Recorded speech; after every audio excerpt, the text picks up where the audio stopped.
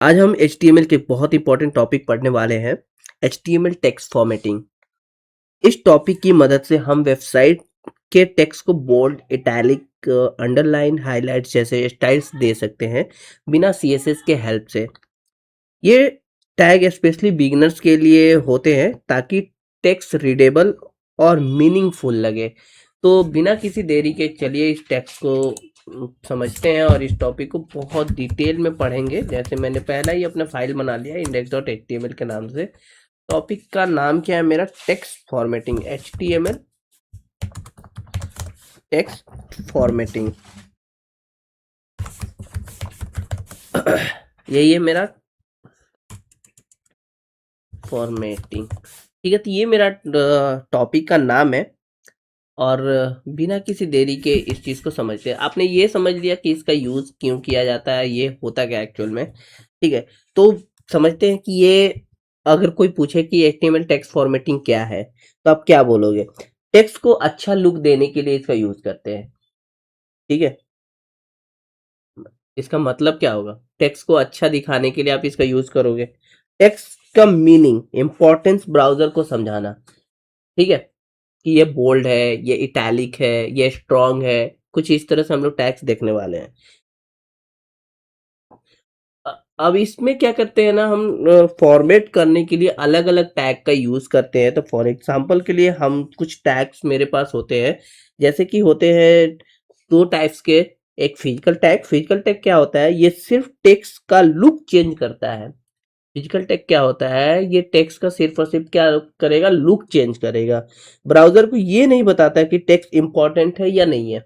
ये सिर्फ आपका उसका लुक को चेंज कर देगा। फॉर एग्जांपल आपके पास एक बी टैग है, आई टैग है। इन सब का मीनिंग समझने वाले हैं गाइस, आप बेफिक्र रहिए। यू है, बिग है, ठीक है, और स्मॉल है। फॉर एग्जांपल के लिए आपने समझ लिया।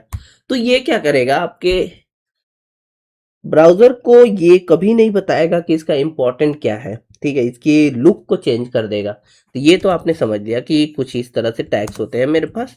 ठीक है, इसके बाद लॉजिकल टैग होते हैं जिसको सिमेंटिक बोलते हैं। ये टेक्स्ट का मीनिंग, इंपॉर्टेंस बताता है।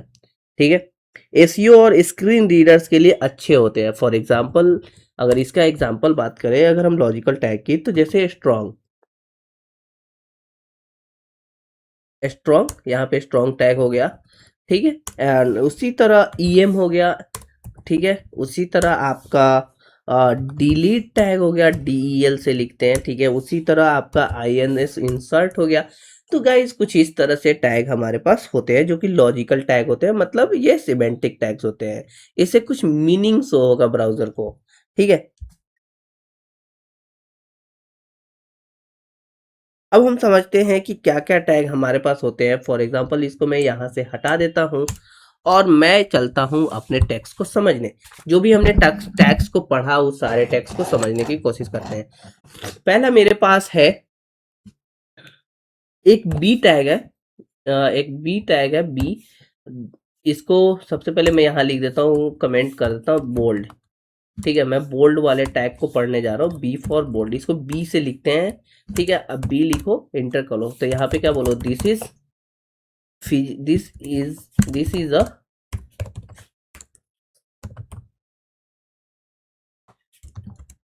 Physical tag.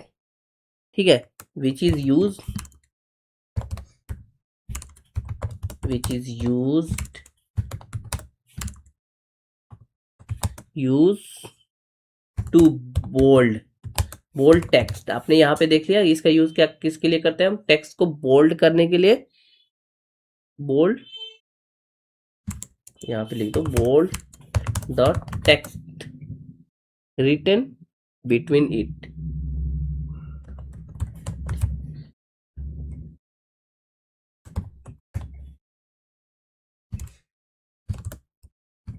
अब चीजें आपको समझ में नहीं आ गई।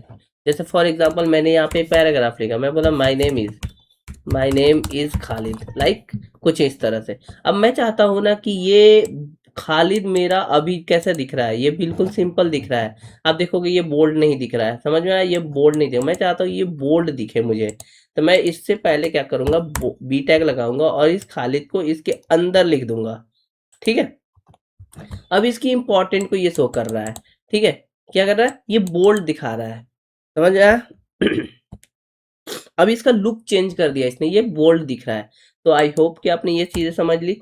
अब उसके बाद एक मेरे पास एक टैग आता है स्ट्रॉन्ग टैग, स्ट्रॉन्ग आता है, ठीक है, इसको कमेंट कर देते हैं, ठीक है, इसके अंदर लिख, ये क्या होता है, हमारा स्ट्रॉन्ग टैग है। इसको भी हम क्या करते हैं, स्ट्रॉन्ग टैग को यहाँ समझ लेते हैं कि ये इसका यूज किस लिए होता है। ये भी हमारा क्या है, एक this is a physical tag which is use to which is use to, अच्छा इसको, विच टेल्स द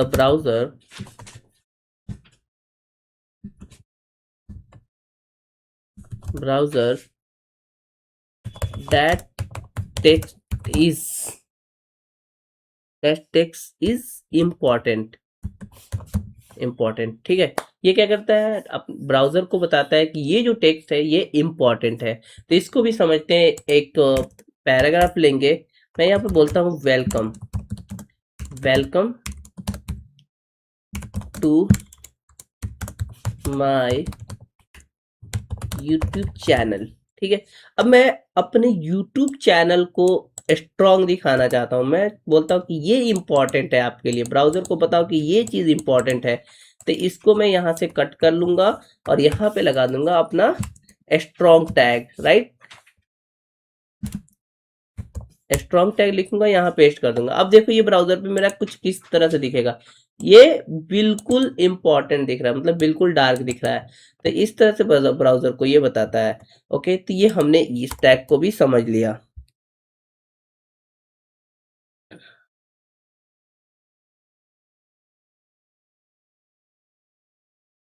इससे क्या होता है कि स्ट्रॉन्ग टैग से आपका टेक्स्ट तो बोल्ड हो ही जाता है, साथ में ब्राउजर को ये बताता है कि ये टेक्स्ट इंपॉर्टेंट है। तो ये चीज आपने समझ लिया। और ये एक और इम्पॉर्टेंट चीज ध्यान रखना कि यहाँ पे लिख देता हूँ कि एसईओ के लिए बेटर होता है, एसईओ के लिए बेटर होता है, ठीक है। तो ये ध्यान में रखना है आपको। उसके बाद मेरे पास एक टैग आता है इटैलिक, जिसको आई से डिनोट करते हैं, आई फॉर इटैलिक, ठीक है।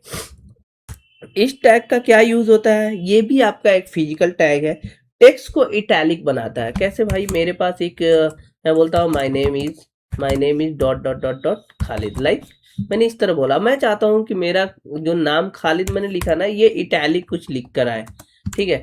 तो मैं यहाँ पे स्पेस दे दूंगा और आई लिखूंगा और इंटर क्लिक करूंगा। अच्छा ये डिप बन जा रहा है, डॉट को ये ले ले रहा है। तो मैं यहाँ पे आई लिखूंगा, इंटर क्लिक करूंगा और उसके अंदर क्या करूंगा, खालिद को पेस्ट कर दूंगा। अब ये देखना, ये इटैलिक आएगा।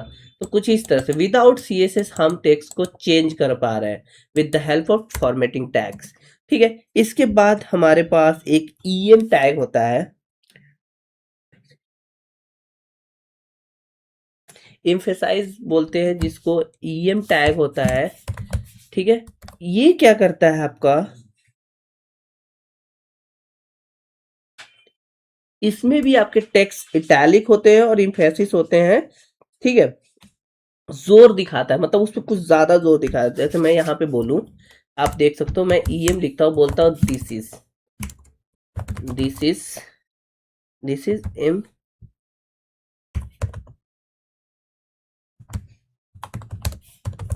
ठीक है। अब इसको देखो, ये क्या दिखेगा, ये बिल्कुल सेम इटैलिक टैग की तरह ही दिख रहा है, ये दोनों का सेम ही दिख रहा है, ठीक है। लेकिन ये जोर इस पे लगता है, इसमें जोर दिखाता है कि ये इटैलिक टैग की तरह ही काम करता है। ये था हमारा एक दूसरा टैग। उसके बाद एक टैग होता है मार्क टैग, जिसका यूज हम लोग करते हैं हाईलाइटिंग के लिए, ठीक है।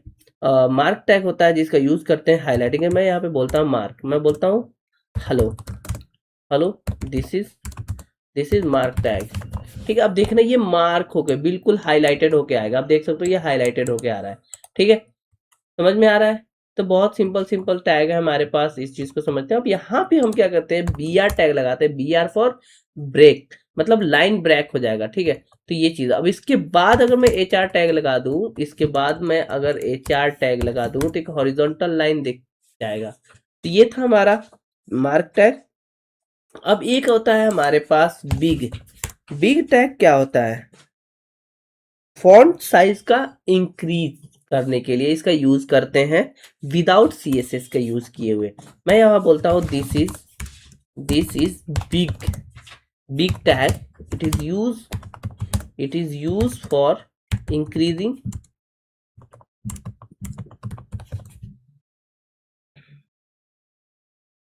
इंक्रीजिंग फॉन्ट साइज, ठीक है। इसका यूज हम लोग किस लिए करते हैं? फॉन्ट साइज को इंक्रीज करने के लिए। आप देख सकते हो ये कितना बड़ा फॉन्ट दिख रहा है, ठीक है। अगर मैं इस चीज को बिग को यहां से हटा दूं, ठीक है, यहाँ पैराग्राफ लिख दूं तो ये टैग बिल्कुल छोटा दिखेगा। वैसे जैसे ही मैं यहाँ पे बिग लिख रहा हूँ तो ये बड़ा दिखना शुरू हो जाएगा। तो ये कुछ इस तरह से था। अच्छा, ये सारी चीजें क्या होती है? यहाँ पे इनलाइन लेवल एलिमेंट होते हैं जिसकी वजह से एक लाइन में ही आ रहे हैं। हम आगे के लेक्चर में इस चीज को पढ़ने वाले हैं बहुत अच्छे से, तो उसके लिए बेफिक्र रहो। अब एक टैग हमारे पास और इम्पोर्टेंट होता है जो कि क्या करता है। अच्छा, ये सब चीजें आप इन जितने भी अभी वर्क कर रहे हो, ये सारा काम आप सीएसएस से करोगे तो ज्यादा बेटर होगा। बट ये टैग है तो आपको पढ़ना है, ध्यान में रखना है कि ये भी कुछ इंपॉर्टेंट टैग्स होते हैं एसईओ के लिए, आप यूज कर सकते हो, ठीक है। अब एक होता है मेरे पास स्मॉल टैग, जिसका यूज करते हैं टेक्स्ट को स्मॉल करने के लिए, ठीक है। दिस इज स्मॉल टैग, ठीक है। आप देख सकते हो टेक्स्ट को बिल्कुल छोटा कर दिया। मैं यहाँ पे बी आर टैग अगर लगा दूं, बी आर लगा दूं तो ये लाइन ब्रेक होकर नीचे आ जाएगा। एक और बी आर लगाओ तो एक और लाइन ब्रेक होकर नीचे आ जाएगा। कुछ इस तरह से देख सकते हो, ठीक है। उसके बाद होता है अंडरलाइन टेक्स्ट। टेक्स्ट के नीचे अगर मुझे अंडरलाइन करना है तो यू टैग का यूज करते हैं। मैं बोलता हूँ this is this is underline tag. आप देख सकते हो टेक्स्ट के नीचे अंडरलाइन हो गया, ठीक है। उसके बाद मेरे पास एक होता है डिलेट टैग। सबसे पहले मैं पैराग्राफ लेता हूं, मैं बोलता हूं माय नेम इज फ्रंट, ऐसे कुछ भी लिख लेते हैं। My name is code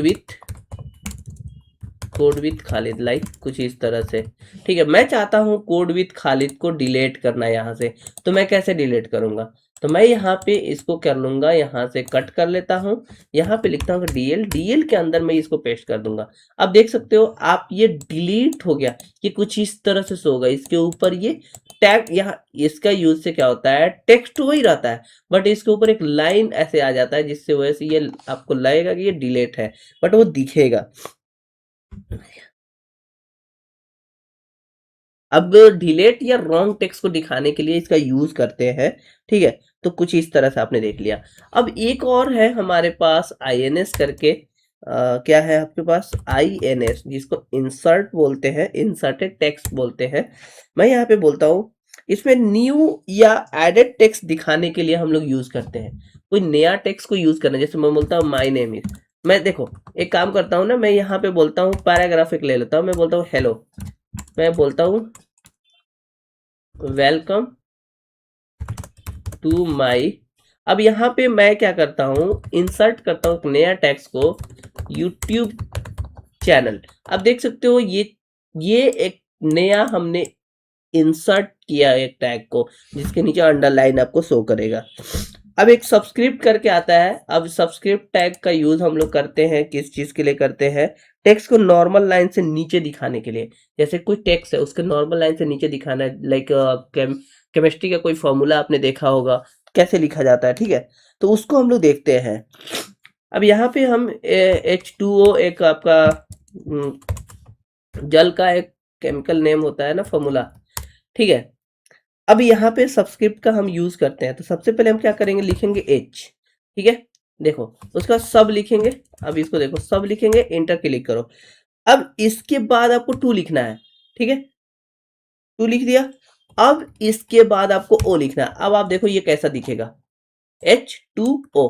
text को इस कुछ इस तरह से दिखाने के लिए हम लोग यूज करते हैं सब्सक्रिप्ट का। समझ में आया? अब इसके बाद एक होता है सुपरस्क्रिप्ट।